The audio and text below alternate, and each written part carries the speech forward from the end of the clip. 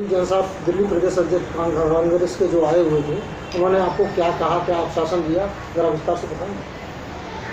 हाँ, उन्होंने यही बोला है कि आपके दुख पे हमें भी काफ़ी दुख है और हम एक प्रेस कॉन्फ्रेंस करेंगे, आपकी आवाज़ को वहाँ तक पहुँचाएंगे कि मैं ये चाहती हूँ कि इस केस की एक सीबीआई जांच हो और एम्स की तरफ से भी नेग्लिजेंसी हुई है।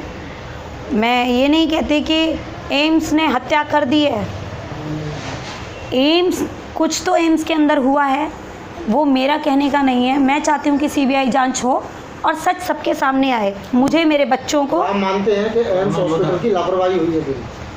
लापरवाही तो है, लापरवाही तो है, उसको तो मैं डे फर्स्ट से बोल रही हूँ।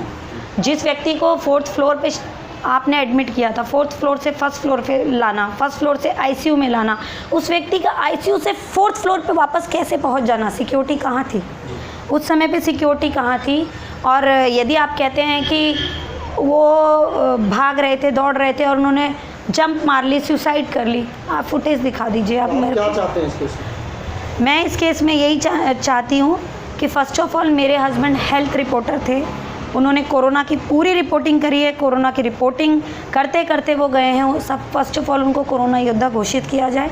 दूसरी बात, इस पूरे केस में जो भी कोई अपराधी है, चाहे वो उन तीनों लोगों में से, इन तीनों लोगों से भी पूरी जांच करी जाए। कुलदीप व्यास, संतोष और शेखर घोष, ये कौन है? ये दैनिक भास्कर के एम्प्लॉई हैं, जिसमें कुलदीप व्यास जो हैं तरुण जी के चीफ एडिटर थे और संतोष जी फिर उनके नीचे थे और शेखर घोष उनसे काम करवाते थे। तो आप जैसे भी आप तो सीधा सीधा आरोप लगा रहे हैं, तो आपको क्या लगता है इनके विषय में? मैं सीधा सीधा आरोप इसलिए बता रही हूँ क्योंकि मेरे हस्बैंड ने मेरे साथ सब कुछ डिस्कस किया हुआ है। मुझे जहाँ बोलेंगे, जैसे बोलेंगे, किस किस पल पे इन्होंने उन्हें क्या बोला, कैसे काम कराया, किस तरीके से इन्हें प्रताड़ित किया गया है। एक दिन में 8-8 खबरें बनवाना, और जब आप किसी से 8-10 खबरें बनवा रहे हैं तो आप उस व्यक्ति को ये क्यों नहीं बता रहे कि रात के 8 बजे से पहले आपको खबर देनी है?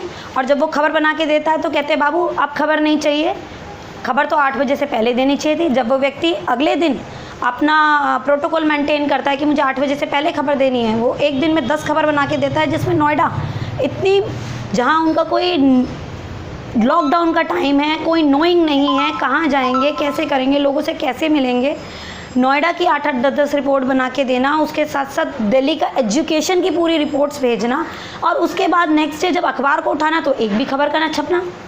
तो ये प्रताड़ना नहीं है। इस विषय पे आपका क्या कहना है? इस विषय पे मेरा कहना ये है कि उनको मानसिक तौर से इतना स्ट्रेस दिया जा रहा था, मतलब कि कोई व्यक्ति ऐसे ना मरता हो तो उसको मानसिक तौर से इतना ज़्यादा वो कर दो कि वो पागल हो जाए एकदम ही, और हम वो काम ना कर पाए और उसके बाद हम कहते हैं कि ये काम नहीं कर सकता, इसे जॉब से निकाल दीजिए। तरुण जी के कितने बच्चे हैं? मेरे 2 बच्चे हैं जी, जिसमें मेरी एक बेटी 2 साल 2 महीने की है और दूसरी बेटी मेरी 3 महीने की है। तो अब आप इसमें फाइनली आप क्या कहना चाहेंगे?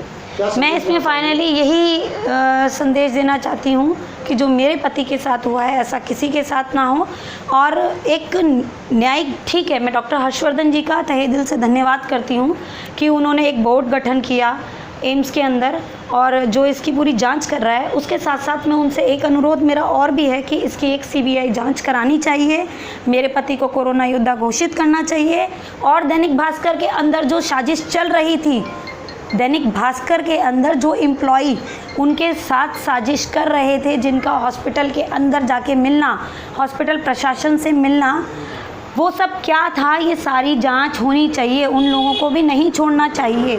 जितना जिम्मेदार एम्स है उससे कहीं ज़्यादा जिम्मेदार ये तीनों लोग हैं उनकी मृत्यु के पीछे। उनको ये तक बोला गया, जो खबरें मुझे बाहर अब पता चल रही हैं उनकी चैट पढ़ के, कि वार्ड में अकेले रह के क्या करोगे, वहाँ से रिपोर्टिंग करो। कहीं ना कहीं उनकी लाइफ को रिस्क में डालने वाले यही लोग हैं। आई डोंट नो कि हॉस्पिटल के अंदर क्या था क्या नहीं था, वो कैसी रिपोर्टिंग कर रहे थे, क्या खबर दे रहे थे, फ़ोन वही है।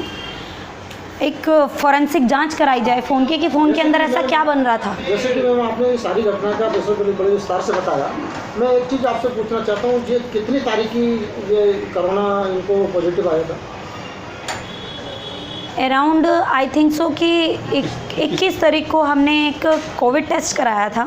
उससे पहले 1-2 दिन पहले उनकी थोड़ी सी तबीयत ख़राब हो रही थी, जिसके रिगार्डिंग मैंने उनके ऑफिस में भी इन्फॉर्म किया था शेखर घोष को कि उनकी तबीयत बहुत ज़्यादा ख़राब है, उन्हें बुखार है और वॉमिट हो रही है इस तरीके से। तो उन्होंने बोला हाँ आज तो मैं छुट्टी दे सकता हूँ, 1 दिन का आकस्मिक छुट्टी मैं दे सकता हूँ। उसके बाद उसने रात को 11 बजे बोला कि इन 2 लोगों को इन्फॉर्म किया जाए, कुलदीप व्यास और उसको। क्या एक व्यक्ति इतना परेशान है इस समय पे, क्या आप ये सब चीज़ें नहीं कर सकते? ठीक है, ऑफिशियली एथिक्स हैं, हमने ये भी उनने उन दोनों को भी इन्फॉर्म किया। तो 21 से पहले वो राजीव गांधी हॉस्पिटल गए थे, वहाँ भी उन्होंने अपना कोविड का टेस्ट कराया था, RT-PCR टेस्ट, जिसमें भी वो पॉजिटिव आए थे, जिसकी रिपोर्ट एम्स में एडमिट होने के बाद उनको पता चला कि राजीव गांधी के अंदर भी वो पॉजिटिव ही पाए गए हैं। तो ये दो तरीके के टेस्ट, एक रैपिड किट पर और प्लस एक RT-PCR टेस्ट राजीव गांधी में। ये राजीव गांधी वाला उन्होंने 21 तारीख से 2 दिन पहले कराया था, जिसकी रिपोर्ट का वो वेट कर रहे थे। और रैपिड किट पे जो उन्होंने टेस्ट कराया था वो 21 को कराया था, जिसमें उनको ये कंफर्म हुआ कि ही इज़ अ